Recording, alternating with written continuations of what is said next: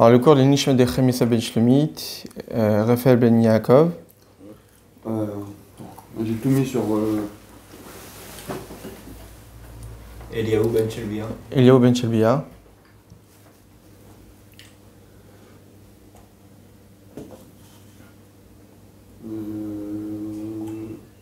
Raphaël Ben Yaakov, Chaim Ben Raphaël Ben Shlomit, Eliaou Ben Sultana. Eliaou Ben Sultana. Yaakov Ben Gej. Yaakov Gej. Shmuel Sekroun. Shmuel Sekroun. Yehudit Bat Sarah. Yehudit Bat Sarah. Lévia. Non, ça c'est Refoua Shelema. Nishmatan Tzara Betzrachim. Refoua Shelema le. Lévia Bat Sarah Zara. Lévia Bat Sarah Zara. Et on va rajouter Richard. Shlomo Brahami. Shlomo Brahami. Et Nejma Bat Menana. Nejma Bat Menana. Alors, comme vous le savez, on est dans une période entre Pesach et Shavuot, où dans toutes les communautés, on étudie les Pirkei Avot, les maximes des pères, le Shabbat. Et donc cette semaine, on est censé étudier le 4e chapitre, Perek Revi'i. Dans ce chapitre, il commence avec une Mishnah au nom de Ben Zoma. Donc en réalité, c'est Shimon Ben Zoma. Il y a deux grands personnages qu'on les appelait sous le nom de leur père et pas leur prénom, qui sont Ben Zoma et Ben Azaï. En réalité, c'est Rabbi Shimon Ben Zoma et Rabbi Shimon Ben Azaï. Pour quelle raison? Parce qu'ils étaient déjà connus avant même qu'ils deviennent adultes, avant même qu'ils aient été nommés et diplômés en tant que rav. Ils étaient déjà devant leur maître, et tellement qu'ils étaient intelligents, tellement qu'ils étaient fins d'esprit, qu'ils avaient déjà un renom. Seulement, étant donné qu'ils étaient pas encore maîtres, donc on les appelait selon le nom de leur père, donc Ben Zoma et Ben Azaï, le fils de Zoma et le fils de Azaï. Et donc par la suite, on a gardé ces appellations. Mais ce n'est pas réducteur de les appeler ainsi, c'est en réalité une marque de grandeur pour dire que même lorsqu'ils étaient jeunes, ils étaient déjà reconnus. Que nous dit Ben Zoma, on va commencer déjà par traduire. Ezeu Chacham, Alomed Mikol Adam. Donc Ben Zoma, en réalité, il va traiter de 4 caractéristiques de l'homme: le sage, le fort, le riche et l'honorable. Et il nous dit, c'est quoi l'homme sage? Alomed Mikol Adam, c'est celui qui apprend de tout homme.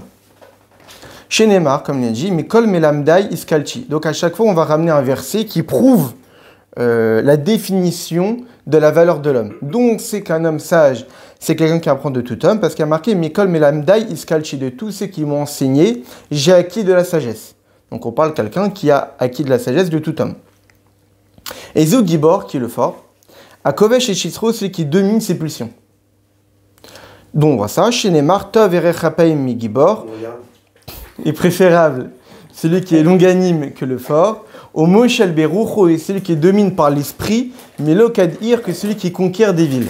Donc le verset met en avant l'idée que celui qui domine son esprit est plus fort que celui qui conquiert des villes. Ensuite, Ezo Hachir, qui est le riche, à Samar Bechelko, celui qui se réjouit de sa part, c'est-à-dire qui se satisfait de ce qu'il a. Chez Neymar, comme c'est marqué, Igia Kapercha Kitochal, par l'effort de tes mains tu mangeras, Ashrecha tu seras heureux, Vetovlach et tu auras le bien, Ashrecha Baolamazé tu seras heureux dans ce monde-ci, Vetovlach Laolamaba et tu auras le bien dans le monde futur. Donc on voit du verset qui est, et on va expliquer plus tard dont on voit l'allusion, mais Igia Kapercha Kitochal, par les efforts de tes mains tu te nourris. Donc on voit que ce que tu as dans tes mains, tu te nourris de ça sans que tu attendes d'avoir plus. Et Ezeu Mechubad, qui est l'homme honorable, Amechabed et Tabriot, celui qui honore les créatures. Chez Neymar, comme il dit, qui mechabdai et chabed, ceux qui m'honorent, je les honorerai, au bezaï, et ceux qui me méprisent, ikalou, je vais les dédaigner. Donc c'est Dieu qui parle, on va expliquer plus tard. Donc, Ben Zoma nous définit 4 valeurs fondamentales de l'homme: la sagesse, la force, la richesse, l'honneur. Le fait d'être quelqu'un de respectueux et d'honorable.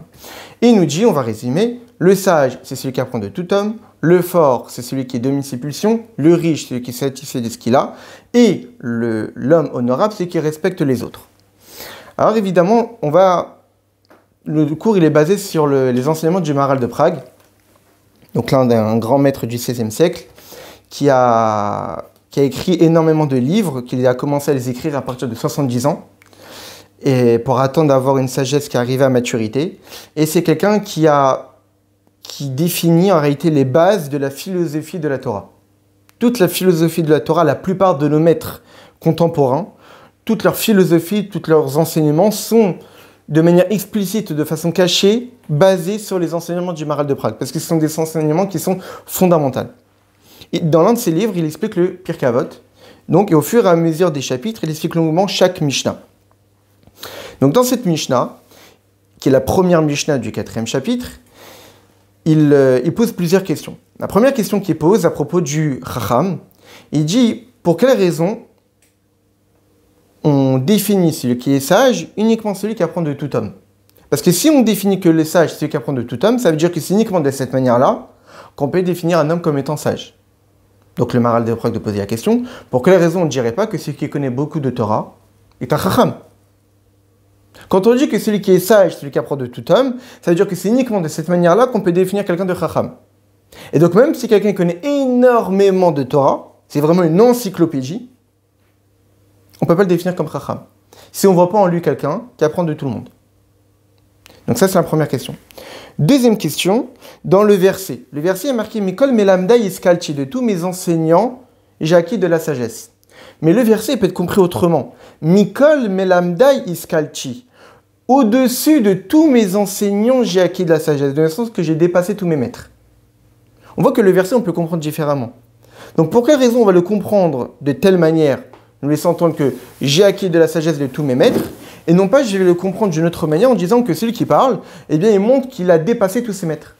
On peut le comprendre de cette manière-là. On voit plein de versets de la Torah que quand on dit Mikol de tous, c'est dans le sens que je les ai dépassés. J'ai dépassé tous mes maîtres. Donc ça, c'est les deux questions qu'il pose sur l'homme sage. Ensuite, il s'attarde sur Achir, l'homme riche.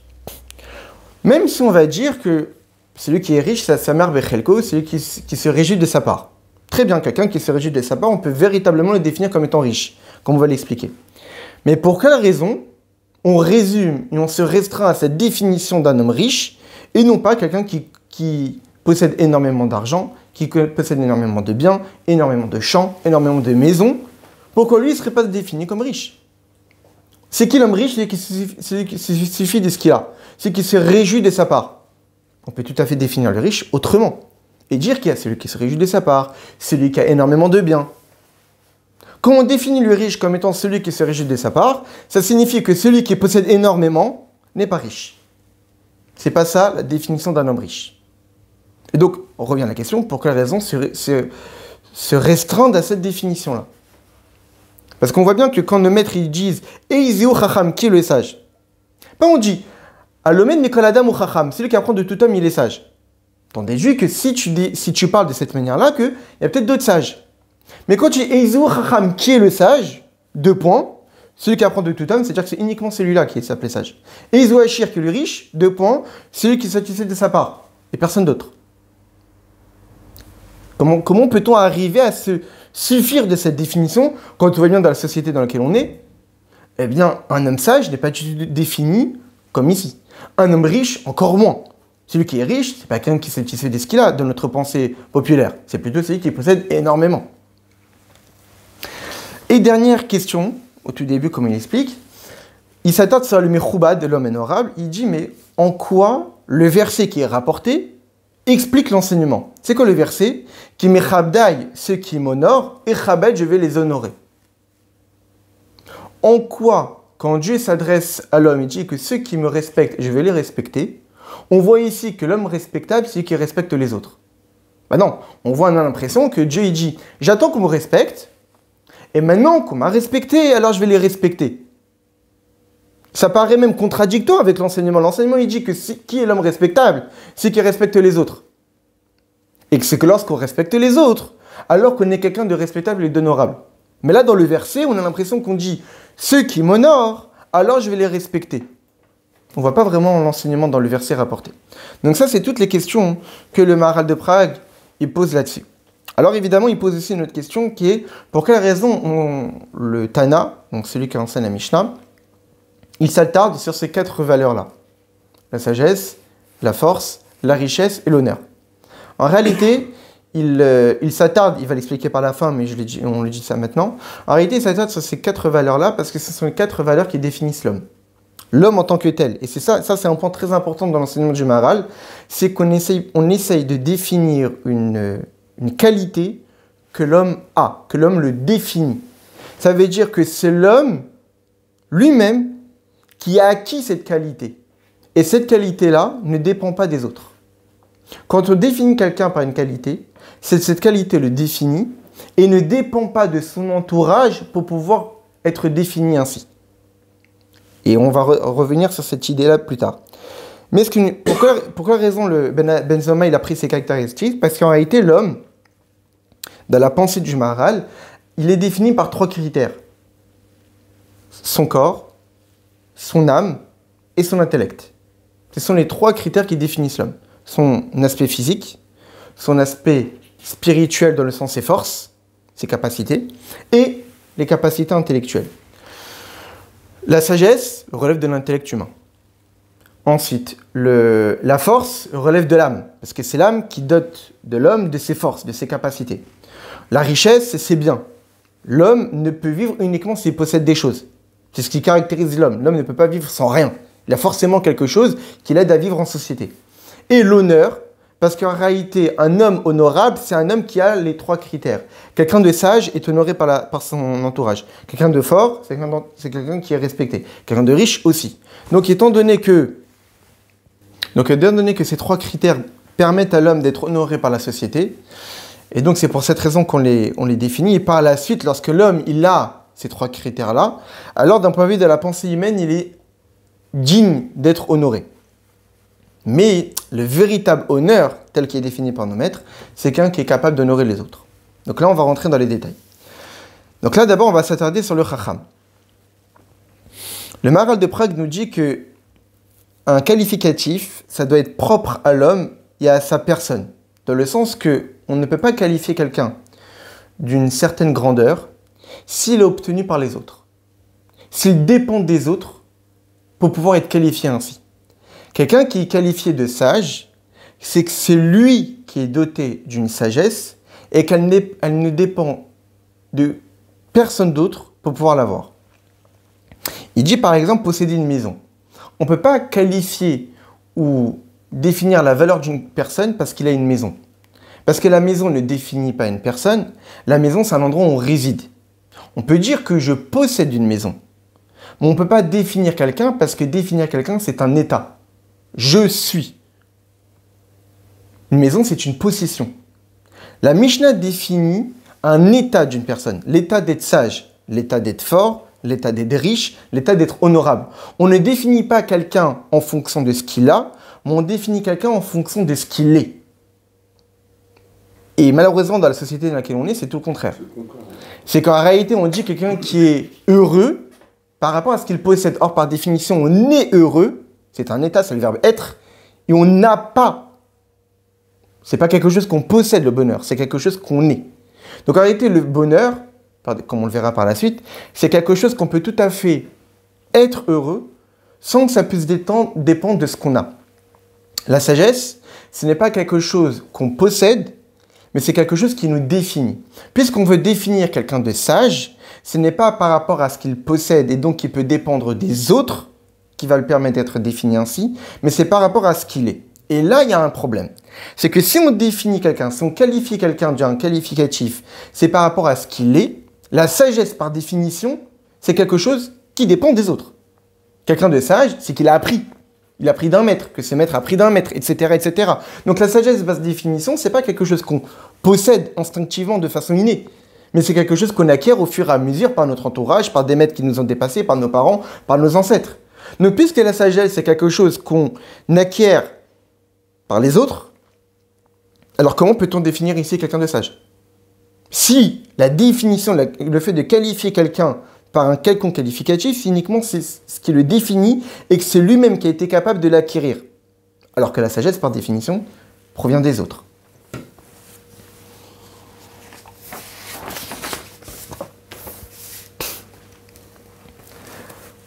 Alors, le Maharal de dire que malgré cela, si on veut définir quelqu'un comme étant Chacham, même si par définition, ça c'est compliqué de définir quelqu'un comme étant Chacham, parce que la Chokhma, la sagesse, s'acquiert, elle n'est pas innée, eh bien c'est uniquement quelqu'un qui a l'Omed Mikol Adam, quelqu'un qui apprend de tout homme. Pourquoi? Parce que à partir du moment où être sage, c'est pas quelque chose qu'on ne peut nous définir, mais que c'est à travers une action qui va nous définir. Dans le sens que ça doit être une action qui va pouvoir définir quelqu'un d'être sage. Quelle est l'action qui définit quelqu'un d'être sage? C'est s'il poursuit la sagesse. La sagesse ne peut pas être possédée. La sagesse, elle peut être poursuivie. On peut rechercher la sagesse. Et plus une personne fera des marques de recherche de sagesse, plus on pourra le qualifier de sage. On reste dans l'idée qu'on ne peut pas qualifier quelqu'un de sage. Parce que par définition, la sagesse, c'est quelque chose qui s'acquiert de l'extérieur. Mais si on veut admettre que quelqu'un peut être défini comme étant sage, alors la seule possibilité pour être défini comme étant quelqu'un de sage, c'est si on fait l'effort pour pouvoir l'obtenir. Et donc, quelqu'un qui est en recherche constante de sagesse, lui, il sera appelé sage. Et il faut que sa recherche de sagesse ne soit pas limitée. Elle soit sans limite. Comment une personne peut rechercher la sagesse de façon sans limite? Quelqu'un qui apprend de tous. Pourquoi? Parce que la sagesse ne vient pas par lui par hasard. Étant donné que quelqu'un ne peut pas être défini comme étant sage, parce qu'on a dit que la sagesse provient forcément des autres, c'est pas un état qui est instantané, qui est inné. Mais puisqu'on en recherche, quelqu'un qui est en recherche constante de sagesse, prouve qu'en réalité, c'est lui qui est à l'origine. Quand on veut définir quelqu'un comme étant sage, ça prouve que la sagesse dépend de lui et pas des autres. Comment on prouve que la sagesse dépend de moi et pas des autres? C'est lorsque moi, je fais l'effort de la rechercher et j'attends pas qu'elle vienne d'elle-même. Comment je prouve que c'est moi qui suis en recherche de sagesse? Lorsque chaque instant de ma vie où j'ai la possibilité d'acquérir des connaissances, je les acquiers chez qui que ce soit.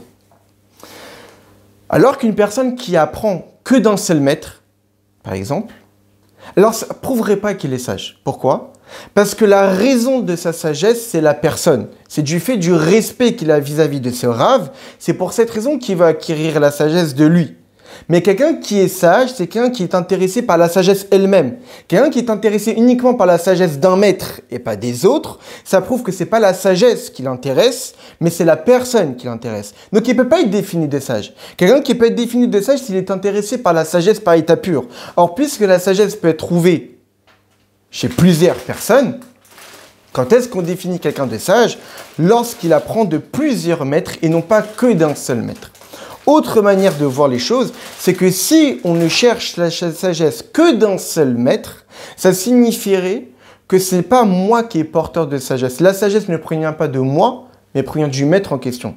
Si la sagesse provenait de moi-même, alors c'est moi qui devrais prouver que la sagesse provient de moi en allant la chercher partout.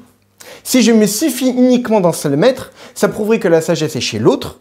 Moi, je ne suis pas quelqu'un de sage et je l'obtiens uniquement de lui.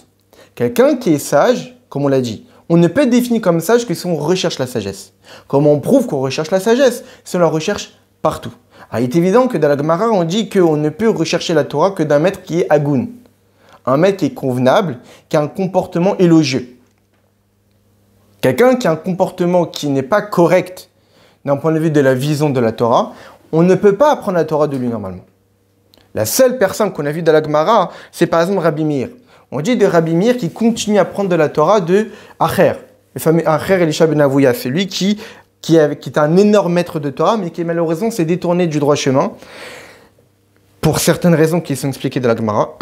Mais Rabbi Meir, lui, était capable de continuer à prendre de lui. Au point même qu'on raconte l'histoire que lorsque ce maître-là, il chevauchait un cheval pendant Shabbat, quelque chose qui est interdit, et Rabbi Meir est marché à côté de lui pour écouter la Torah qu'il enseignait. Et ce maître-là lui a dit à Rabbi Meir, stop, parce que si tu continues à marcher, tu vas dépasser le troum. On sait que pendant Shabbat, il y a une certaine distance qu'on ne peut pas dépasser. Et lui a dit, arrête-toi parce que tu ne peux pas la dépasser. Mais lui, il l'a dépassé. Mais Rabbi Meir a été capable d'apprendre de lui, parce qu'on dit de Rabbi Meir Balanès que lui était capable de filtrer. De faire la différence entre le personnage et les enseignements. Et de voir dans les enseignements la vérité de la Torah et d'être capable de mettre de côté ceux qui ne sont pas vraiment véridiques. Mais nous, pas tout le monde est capable de faire ça.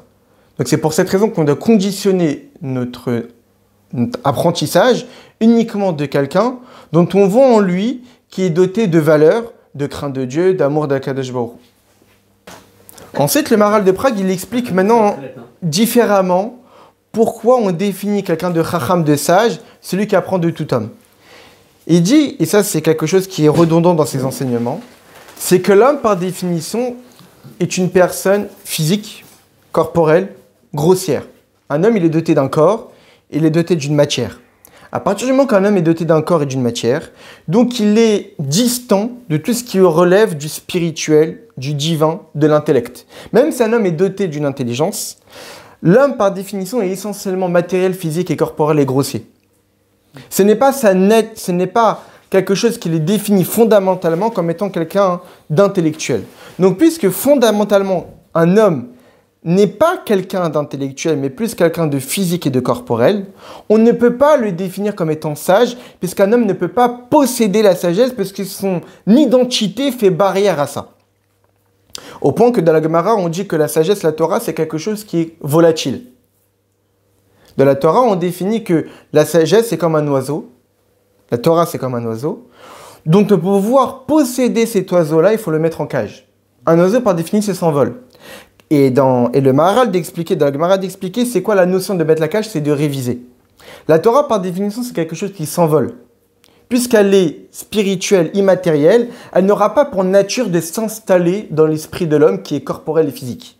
Pour que la Torah puisse s'installer, il faut qu'on révise nécessairement. Parce que par définition, c'est comme un oiseau qui va s'envoler. Donc il faut que la Torah, on puisse la mettre en cage pour continuer à la posséder. De quelle façon on peut mettre la Torah en cage? En la révisant.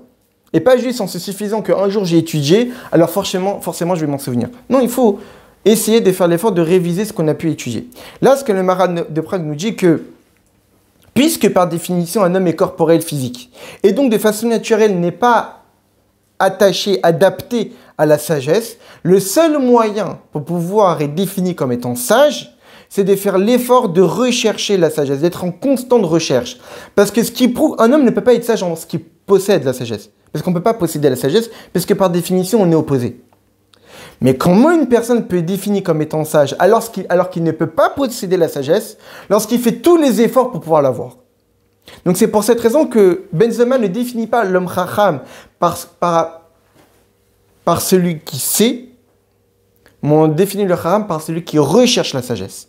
Parce qu'on ne peut pas la posséder. Et le seul moyen de définir comme étant sage, lorsqu'on fait tous les efforts pour rechercher la sagesse. Et qu'est-ce qui prouve qu'on est en constante recherche? Lorsqu'on apprend de tout homme. On ne se suffit pas uniquement d'une certaine catégorie de personnes. Lui, c'est quelqu'un que je peux apprendre de lui, et lui, je ne peux pas apprendre de lui. Non. Mais à la condition qu'il ait une règle. À condition que c'est quelqu'un qui, voilà, c'est quelqu'un qui est convenable. Mais même ça, il y a un enseignement du rabbi de la Yom Yom. Le rabbi rapporte un enseignement de Rabbi Zouché d'Anipoli qui dit que tellement qu'on peut apprendre de tout homme, c'est qu'on peut même apprendre d'un voleur. Un voleur, c'est quoi? C'est quelqu'un qui est discret. Un voleur, c'est quelqu'un que s'il rate une fois, il va recommencer.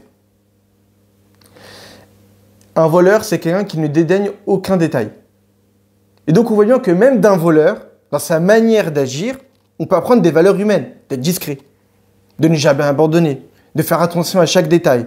Donc, même des choses qui paraissent comme étant négatives, on peut y trouver des enseignements dans notre quotidien, comme étant discret, jamais abandonné, faire attention aux détails.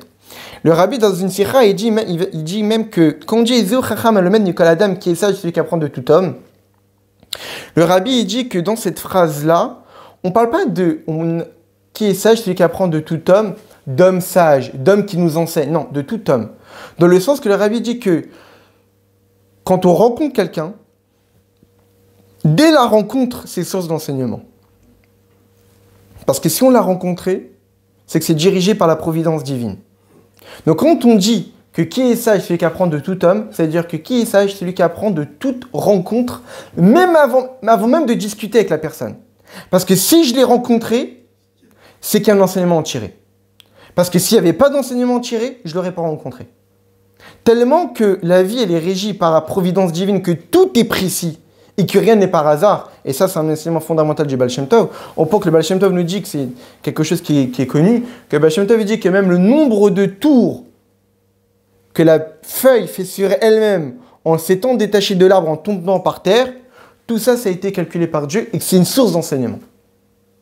Donc si déjà le nombre de tours que la feuille fait sur elle-même, c'est calculé par Dieu, alors on imagine que pour un juif qui toute sa vie, il doit la vouer pour servir Dieu. S'il rencontre une personne, c'est que forcément c'est son enseignement. Donc c'est l'idée que Ezeu Chacham Alomed Mikol Adam. Alors certes, on peut apprendre de tout homme, mais même le rabbi va plus loin que même dès qu'on rencontre quelqu'un, on est censé tirer en enseignement, parce que s'il n'y avait pas d'enseignement tiré, on ne l'aurait pas rencontré.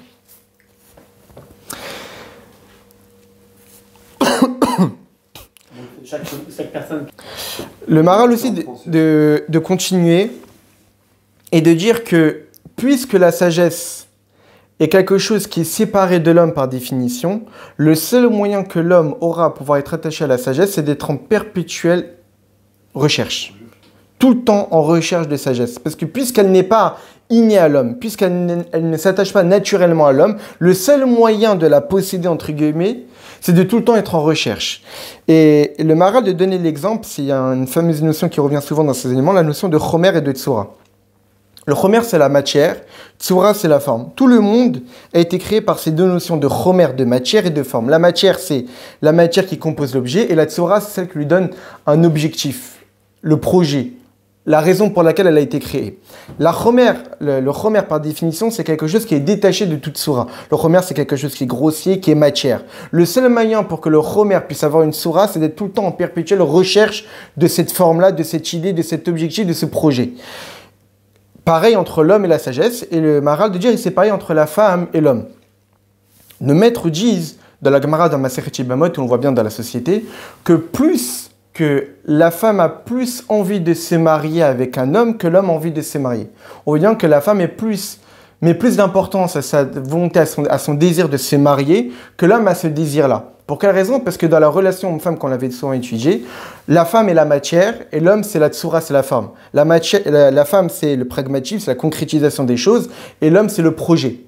Puisque la femme c'est la matière, elle est tout le temps en perpétuelle recherche d'un projet, d'une idée, d'une forme qui va donner un sens à sa matière. Donc c'est pour cette raison que la femme est tout le temps en recherche d'une forme, c'est elle qui va plus exprimer le désir et la volonté de se marier que l'homme. Mais ça, c'est un problème chez l'homme, c'est que puisque l'homme, il a le rôle de tsura, de forme, alors il devra faire des efforts plus importants pour ressentir la nécessité d'avoir une femme.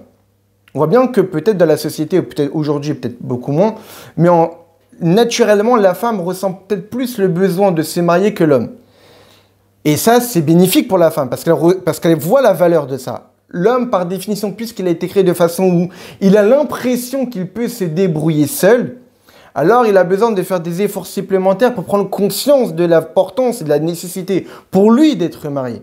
Mais la nature est que le chomer doit nécessairement faire une recherche perpétuelle pour être attaché à la tsura. Et c'est pareil ici entre l'homme et la sagesse, que puisque l'homme, par définition, il est corporel, il est physique, il est grossier, le seul moyen pour être défini comme étant sage, c'est d'être tout le temps en recherche de sagesse et donc d'apprendre de tout homme. Donc ça, c'est pour quelle raison Benzoma nous dit que qui est le sage, celui qui apprend de tout homme. Ensuite, Benzoma nous dit qui est le gibor, qui est l'homme fort, celui qui a kovesh et chitzro, celui qui domine ses pulsions. Alors, même idée. Le Maharal nous dit que toutes les compétences qu'un homme peut être défini par elles se doivent de provenir de lui-même et non pas des autres. Quand on définit quelqu'un comme étant fort, ça signifie qu'il est fort et ce n'est pas au travers des autres qu'on comprend qu'il est fort. Il y a une subtilité en d'être le plus fort et d'être fort. On ne parle pas ici de quelqu'un qui est le plus fort. On définit quelqu'un qui est fort. Ça veut dire que c'est lui qu'on définit comme étant fort et ce n'est pas par rapport aux autres qu'on sait qu'il est fort. Être fort, c'est un qualificatif qui est personnel, qui le définit et qui n'est pas en rapport aux autres. Généralement, on définit dans la société d'aujourd'hui qui est fort, celui qui bat les autres. C'est pas quelqu'un qui est fort, c'est quelqu'un qui est plus fort que les autres. Mais c'est pas ça le fort. Là, nos maîtres veulent nous définir, nous donner des qualificatifs de l'homme. Un homme sage, un homme fort, un homme riche, un homme honorable. Et quand on définit quelqu'un, c'est que cette définition, il l'a de lui-même et non pas par rapport aux autres. Vaincre quelqu'un, c'est qu'il y a un vaincu. Et que c'est grâce au fait qu'il y a un vaincu que je sais que je suis fort.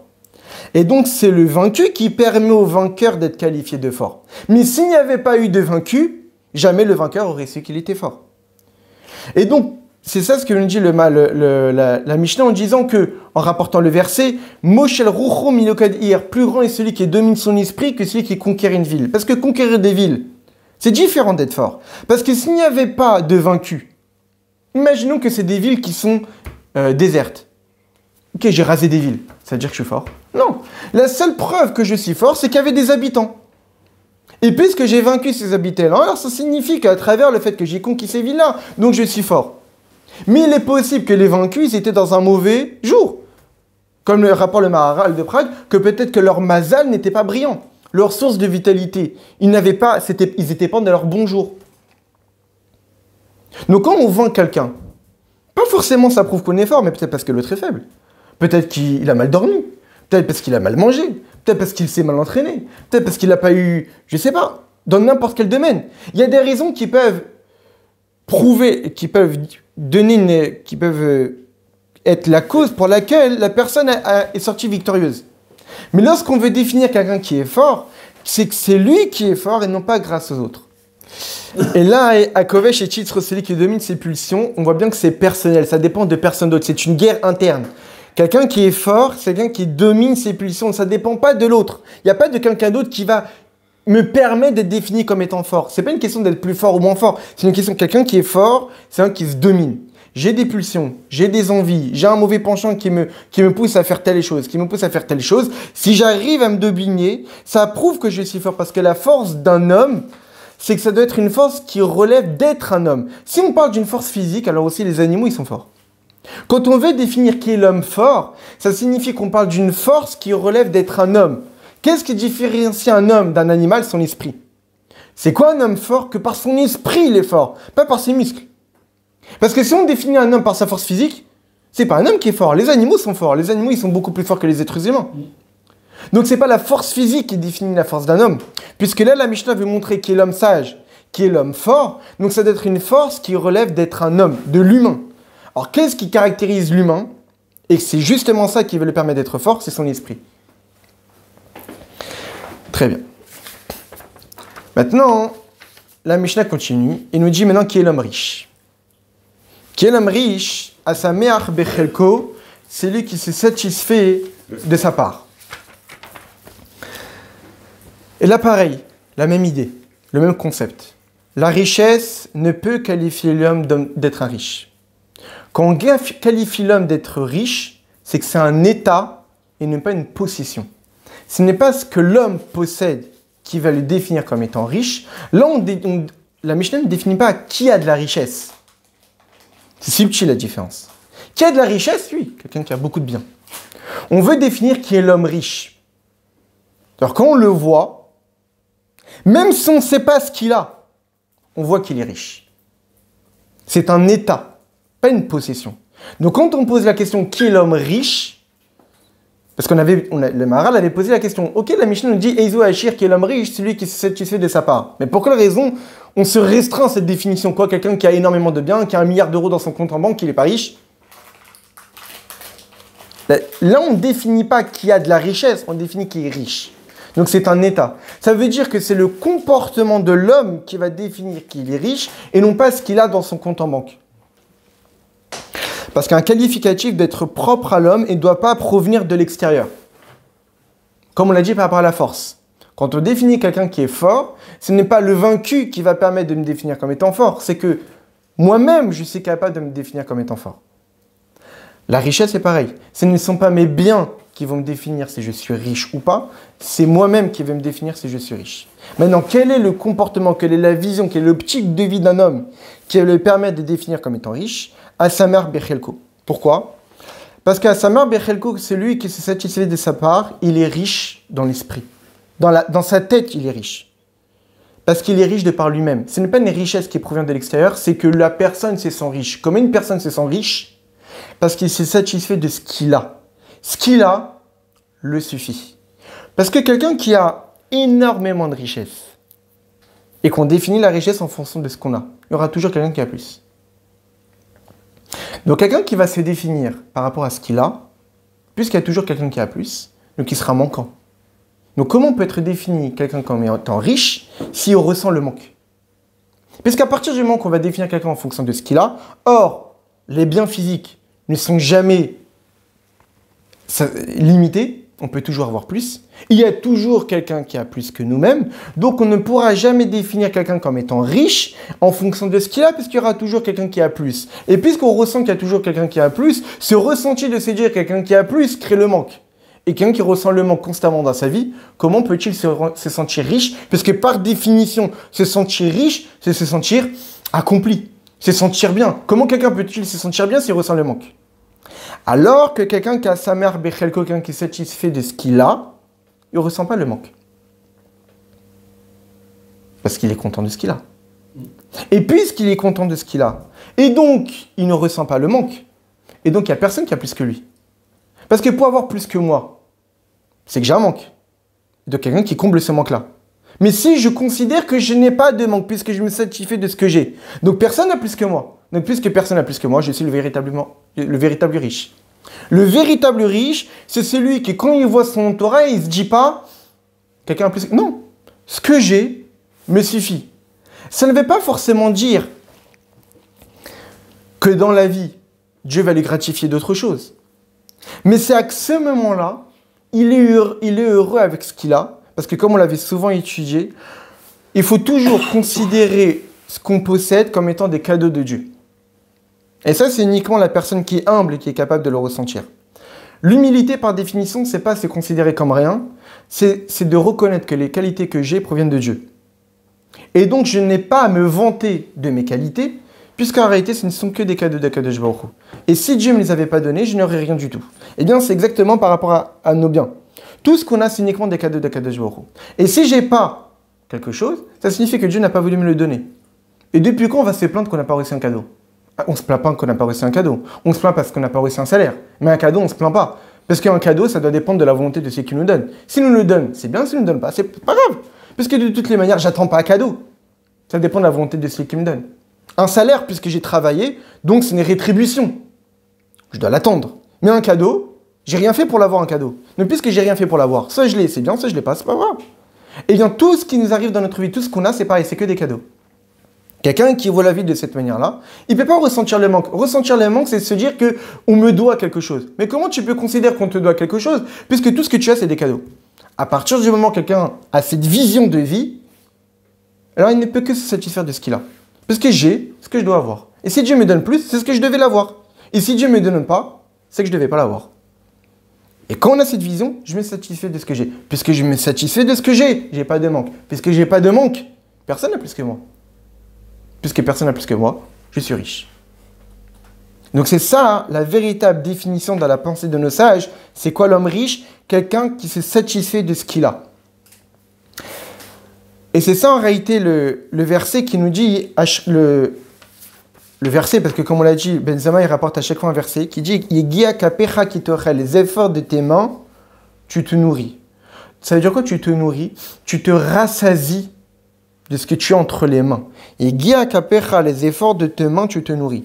Et on sait très bien que la véritable richesse, c'est lorsque nous-mêmes nous sommes producteurs de notre propre richesse et on ne dépend de personne d'autre. Lorsqu'une personne est riche, parce qu'il dépend de ce que les gens lui donnent, quelqu'un qui a un fils à papa, c'est son père qui lui a tout fait, il ne s'est rien fait lui-même, c'est pas lui qui a créé sa propre richesse, c'est pas lui qui a fait les propres efforts, mais il a uniquement par rapport à ce que les autres lui ont donné, il n'est pas riche. La richesse, c'est quelqu'un qui ressent que ce qu'il a, c'est par ses propres efforts. Ça, c'est riche. Pourquoi? Parce que, comme on l'a dit, une définition de quelqu'un, un qualificatif, c'est ce qu'il est et non pas quelque chose qui dépend des autres. Dès qu'une personne dépend des autres, il ne peut pas être riche. On peut le définir, en tout cas, on ne peut pas le définir dans ce domaine-là. Comme on l'a dit, quelqu'un qui est fort, sa force ne doit pas dépendre des autres. La sagesse, un sage, c'est quelqu'un qui recherche la sagesse. Parce qu'on a dit que la sagesse, on ne peut pas la posséder. Mais en tous les cas, c'est moi qui prouve que je suis en recherche de sagesse en la recherchant partout. Alors que si je me limitais à un maître, ça prouve que je ne suis pas porteur de sagesse. Parce que je me limite à un seul maître. Et donc, c'est le maître qui porte la sagesse et c'est lui qui me donne cette sagesse-là. Mais si je suis en recherche constante de sagesse, ça prouve que c'est la sagesse ça prouve que je suis intéressé par la sagesse et non pas par le personnage. Et la richesse, c'est pareil. Si je dépends des autres, si je dépends de mes biens, je ne peux pas être qualifié de riche. Quand on est qualifié de quelque chose, c'est ce qui me définit. Et elle ne peut pas être définie par les autres. Et donc, le le verset nous dit Yigia kapecha kitochal, par les efforts de tes mains, tu mangeras. Ashrecha, tu seras heureux. Et dans plusieurs versets de la Torah, le terme de ashre, d'être heureux, le bonheur, c'est quelque chose qui maintient la personne. C'est le kiyum. Dans un verset de Tehilim, on dit le tshima d'Ashurav, ses jambes ne peuvent pas tenir. Donc le terme de Ashurav vient du mot ashre, le bonheur, le fait d'être heureux. Et dans un verset du livre de Devarim, on dit que Vet kol hayiku masher beraglehem, et tous ceux qui tiennent sur leurs pieds. Rachid est précisé qu'on parle de la richesse, parce que c'est la richesse de quelqu'un qui le tient, qui lui permet de le faire tenir sur ses jambes. Quelqu'un qui existe, c'est quelqu'un qui a de la richesse, c'est quelqu'un qui possède des choses. Et donc on voit bien, grâce à ces deux versets, que puisque le terme de Ashre, on l'utilise dans Télim comme étant quelque chose qui caractérise le fait de se tenir debout. Et qu'est-ce qui permet à une personne de se tenir debout? C'est la richesse. Donc dans le verset Ashrecha, tu es heureux, c'est celui qui est riche. Mais qui est riche? Celui qui est Gia Kapecha Kitochel, c'est celui qui a, par l'effort de ses mains, et se nourrit par rapport à ce qu'il a, et non pas parce que les autres peuvent lui apporter. Et la Mishnah de continuer en nous disant que Ashrecha vetovlach, tu es heureux et tu as le bien. Ashrecha baolamazé, tu es heureux dans ce monde. Vetovlach laolamaba, et tu seras bien dans le monde futur. Dans le sens que, ici, on définit le riche par cette définition-là, qui se suffit de ce qu'il a, comme étant quelqu'un qui sera heureux et dans ce monde-ci, et dans le monde futur. Pourquoi? Ashrecha, heureux dans ce monde-ci. Et tovlach, et tu seras bien dans le monde futur. Pourquoi tu seras heureux dans ce monde-ci? Parce que tu ne vas pas te faire noyer par la vision de la grossièreté du monde. Le chomer, la matière, comme on l'a dit, elle est tout le temps en perpétuelle recherche d'être comblée. Parce qu'il ressent le manque. Le monde matériel, c'est un monde qui ressent le manque et qui veut tout le temps combler ce manque-là. Et donc, on ne peut pas être heureux si on est embourbé, si on est noyé dans cette philosophie-là. Quand est-ce que tu es heureux dans ce monde? Lorsque tu te satisfais de ce que tu as. Ça veut dire que tu es arrivé à une conscience que le matériel que tu as te suffit et tu peux être heureux à travers lui. Quand tu as cette vision-là, tu peux être heureux dans ce monde. Non seulement tu peux être heureux dans ce monde, mais tu seras bien dans le monde futur. Pourquoi? C'est quoi le monde futur? C'est quand il n'y a pas de matériel. Mais comment quelqu'un qui a la vision d'être en perpétuelle recherche de matériel, de richesse, etc., pourra-t-il se sentir bien dans le monde futur? Si dans le monde futur, il y a abstraction de toute matière. Comment quelqu'un pourra se sentir bien dans le monde futur lorsque même dans ce monde-là, il s'est efforcé à être quelqu'un de se suffire de ce qu'il a? Ça veut dire qu'il s'est détaché de la matière. Quand quelqu'un il a été capable de se suffire de ce qu'il a, ça veut dire que sa relation matérielle n'est pas une relation de dépendance, mais une relation de suffisance, dans le sens que je me suffis de ce que j'ai. Et donc je suis, dans les termes de la chassidut, de la pensée du Maharal, mais pchitout, je suis quelqu'un de simple, dans le sens que je ne suis pas quelqu'un de complexe, dans le sens que je me définis pas parce que je possède, et au fur et à mesure que je possède, je me définis, mais je suis quelqu'un de simple, que mon identité, mon état me suffit pour être quelqu'un.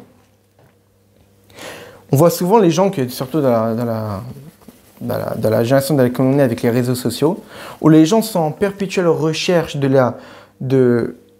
avis des autres, de la reconnaissance des autres, pour pouvoir se sentir existant. Mais ça, c'est l'humain qui est comme ça. Oui, c'est vrai que un homme qui se travaille. Et la Mishnah finit en disant qui est l'homme mechoubad, qui est l'homme honorable. Et la Mishnah nous dit mechabet et abriot, celle qui honore les autres. Comme on a dit, un homme honorable, une qualité, une compétence, elle ne peut l'être que si l'honneur est une qualité propre à soi-même et ne provient pas des autres. C'est la même idée. Quand on qualifie quelqu'un par une qualité, c'est que cette qualité la définit et ne dépend pas des autres pour pouvoir l'être. Quand on dit que quelqu'un, c'est un homme honorable, si la manière d'être honorable, c'est parce que les autres le respectent, ça prouve que le respect, le fait d'être un homme respectable, honorable, provient des autres. Les gens pensent que quelqu'un qui est honorable, c'est un qui reçoit les honneurs. Non, parce que s'il reçoit les honneurs, ce n'est pas quelqu'un qui est doté d'honneur. C'est un qui la reçoit des autres. Puisqu'il la reçoit des autres, il ne peut pas être qualifié d'honorable. Quelqu'un qui est honorable, c'est quelqu'un qui possède l'honneur. Comment on voit que quelqu'un qui possède l'honneur, lorsqu'il est capable d'en donner aux autres? Je ne peux donner aux autres que si je l'ai. Qu'on voit Qui est l'homme honorable? Qui est l'homme respectable? S'il respecte les autres, s'il honore les autres, s'il honore les autres, il respecte les autres, ça prouve qu'il possède le respect, ça prouve qu'il possède l'honneur. Donc c'est un homme mechoubad, c'est un homme honorable, c'est une personne d'une grande stature. Mais si, comme les gens pensent, qui est respectable? Bah, si on voit qu'il est respecté par les autres, bah non. S'il est respecté par les autres, ça prouve que le respect qu'il a provient des autres. Et ce n'est pas lui-même qu'il a. Et c'est ça ce que nous dit le verset. Que nous dit le verset? Qui mechabda yechabed. Ceux qui me respectent, je respecte. Akadosh Baruch Hu, il dit ça. Ceux qui me respectent, je respecte. Pour quelle raison? Parce que si je vois des hommes qui me respectent, ça prouve qu'ils possèdent le respect. Et puisqu'ils possèdent le respect, alors ils méritent d'être respectés. C'est ça comme ça qu'il faut voir le verset. Quand Kadosh Baruch Hu dit « Ceux qui me respectent, je les respecte », dans le sens que ceux qui sont capables de me respecter, donc ils possèdent le respect, puisqu'ils possèdent le respect, alors ils méritent d'être respectés. Et on dit ça aussi à propos d'Akadosh Baruch Hu. On dit dans le Midrash, Hashem Yitbarech, il est appelé Melech HaKavod. On voit dans certains versets, dans des ténus, etc., Akadosh Baruch Hu, il est appelé Melech HaKavod, le roi du respect. Pourquoi? Parce que quand, étant donné qu'Akadosh Baruch Hu respecte ses créatures, parce qu'il leur donne une place, parce que par définition Dieu, il était seul. Or, si on rentre un petit peu dans les notions kabbalistiques, le Harizal, au tout début de... Le Harizal n'a pas écrit de livre, mais c'est son élève Rabbi Chaim Vital qui écrit ses enseignements. Au tout début de son livre, l'Etzraïm, il dit que comment le monde a été créé. Il dit que le monde, il n'y avait rien. Il y avait juste une sorte d'océan primordial de lumière divine. Il n'y avait que la lumière divine. Et lorsque Dieu a voulu créer les mondes ne pouvaient pas exister en présence de la lumière infinie de Dieu. Parce que Dieu voulait créer un monde dans lequel il y a des créatures limitées avec une volonté propre, avec un libre arbitre. En présence d'un dévoilement clair et évident de Dieu, on ne peut pas avoir des êtres qui ont envie de fauter. On ne peut pas avoir de la matérialité qui se crée à partir de l'immatériel. Donc il était nécessaire de créer un vide de divinité. Et donc dit nous le Harizal que lorsque Dieu a créé le monde, il a créé ce qu'on appelle un makom achalal, un endroit vide. Il a mis de côté sa lumière infinie de Dieu, si on peut imager, parce que ça ne veut rien dire de mettre de côté de l'immatériel. Mais dans le sens qu'il a fait disparaître sa lumière infinie de Dieu, il a créé un espace vide, et dans cet espace vide, il a créé les mondes. Donc on voit que Dieu il a fait une place pour nous. Il s'est mis entre guillemets de côté, il a mis de côté sa lumière infinie de Dieu pour créer les mondes. Et au fur et à mesure, créer ce monde physique et nous créer. Et Dieu, évidemment, nous respecte parce qu'il nous donne la vie à chaque instant. Il nous donne la possibilité d'exprimer notre propre volonté. Il nous donne une place. Donc c'est parce que Dieu nous respecte. Alors Dieu est appelé Melech HaKavod, c'est ça que disent le maître. Pour quelle raison Dieu est appelé Melech HaKavod, un roi d'honneur? Parce qu'il nous honore. Donc même Dieu est appelé un Dieu d'honneur parce qu'il honore ses créatures. Donc si même Dieu, il est défini comme étant un Dieu d'honneur parce qu'il respecte ses créatures, à peu forte raison, l'homme, mechoubad, un homme qui est appelé un homme honorable, respectable, c'est uniquement celui qui est capable de respecter les autres. Et comment on est capable de respecter les autres? Parce que nous-mêmes, on possède le respect. Donc en réalité, le Maharal nous définit cette Mishnah, et le Maharal nous dit que puisque c'est la première Mishnah du 4e chapitre, et au fur et à mesure de son livre, il définit qu'à chaque fois, les premières Mishnayot nous donnent des enseignements globaux. Dans le sens que c'est des enseignements fondamentaux qui vont définir la même vision, la même idée durant tout le chapitre. D'après la pensée du Maharal, un chapitre de Pirkei Avot, un chapitre des Maximes des Pères, il développe une même idée.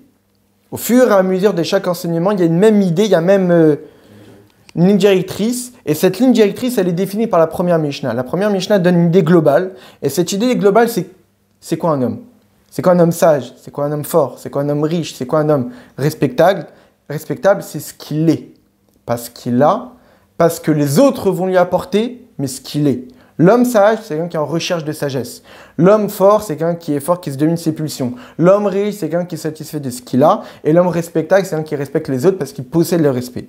Et donc, à travers cette mission, on comprend que dans notre vie, ce ne sont pas les autres qui vont nous qui vont nous permettre de nous définir, c'est pas ce qu'on possède qui vont nous permettre de nous définir, c'est nos efforts personnels en cherchant à être sage, en cherchant à être fort, en dominant nos pulsions. Et c'est pas avec les muscles et les bodybuilders qui sont forts, mais c'est vraiment quelqu'un qui, lorsqu'il a un challenge, lorsqu'il est de Sarah, qui lui met à l'épreuve, et que devant cette épreuve, il ne flanche pas, là, cette personne est forte et beaucoup plus fort que n'importe qui.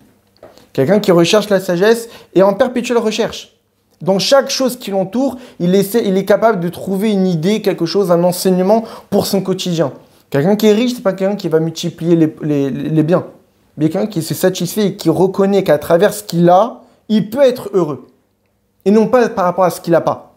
Les gens pensent que les autres ont ça, donc c'est ça qui va me permettre d'être heureux. Je vois les autres qui ont ça, donc c'est ça qui va me permettre d'être heureux. Mais quand on voit les autres, alors on va poursuivre quelque chose qu'on n'a pas, alors que chacun a sa propre vie. Si cette personne-là a cette chose-là, c'est que Dieu a considéré que cette personne-là a besoin de cette chose-là pour être heureuse. Mais si Dieu a considéré que je ne l'ai pas, alors c'est en ne l'ayant pas que je suis heureux. Et si je m'efforce en cherchant à l'avoir, alors je vais perdre ce que j'ai. Ce que le rabbi dit dans un Mahama, il dit que lorsque les gens s'efforcent à obtenir des choses qu'ils n'ont pas, non seulement ils ne l'auront pas, parce que c'est quelque chose qu'ils ne doivent pas l'avoir, mais même malheureusement, ils se mettent dans une situation dangereuse parce qu'ils quittent ce qu'ils étaient censés être. Et puisqu'ils quittent ce qu'ils sont censés être, malheureusement, ils peuvent rentrer dans une situation où ils vont perdre ce qu'ils ont déjà. Donc, au lieu de chercher à avoir plus, il faut se satisfaire de ce qu'on a, parce que quand on se satisfait de ce qu'on a, on peut être véritablement heureux. Et enfin, c'est quoi l'homme respectable? C'est pas quelqu'un qui attend les honneurs des autres. Comme dans une autre Mishnah, il dit que quelqu'un qui recherche les honneurs, il les aura pas. Parce que quelqu'un d'honorable, c'est quelqu'un qui, justement, ne recherche pas les honneurs, mais c'est quelqu'un qui respecte les autres.